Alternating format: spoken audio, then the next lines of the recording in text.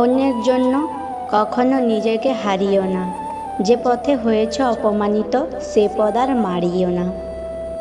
অধিকারটা মাত্রা ছাড়িয়ে গেলেই সম্পর্ক ভাঙতে শুরু করে।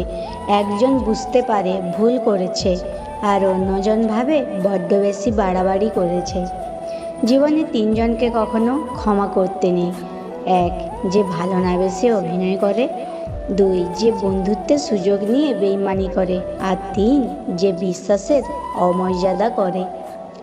শুধু সাপ নয়, কিছু মানুষও খুবই বিষাক্ত হয়।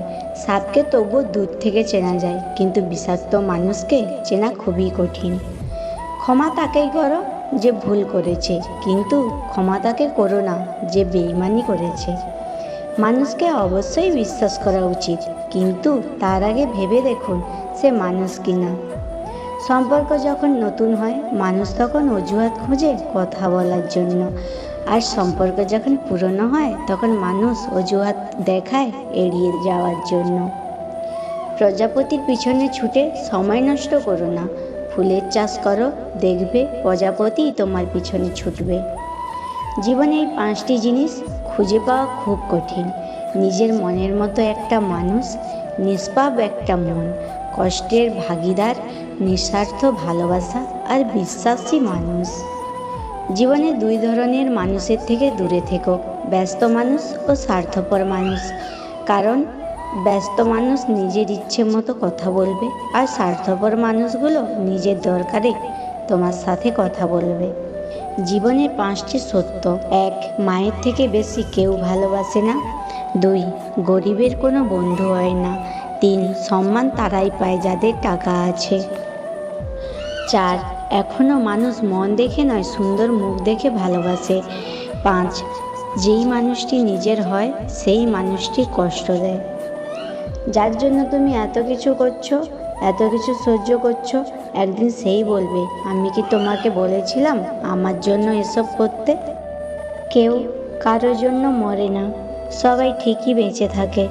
জীবন চলে যায় জীবনের নিয়মে, শুধু মরে যায় ভালোবাসা, প্রতিশ্রুতি আর সাজানো স্বপ্নগুলো। এক ফোঁটা বৃষ্টির কারণেও বন্যা হতে পারে যদি বাসাটা পিঁপড়ের হয়। তেমনি এক ফোঁটা ভালোবাসাতেও সুখ পাওয়া যায় যদি ভালোবাসাটা খাঁটি হয়। এক ফোঁটা বিষ অনেক জল নষ্ট করে দিতে পারে।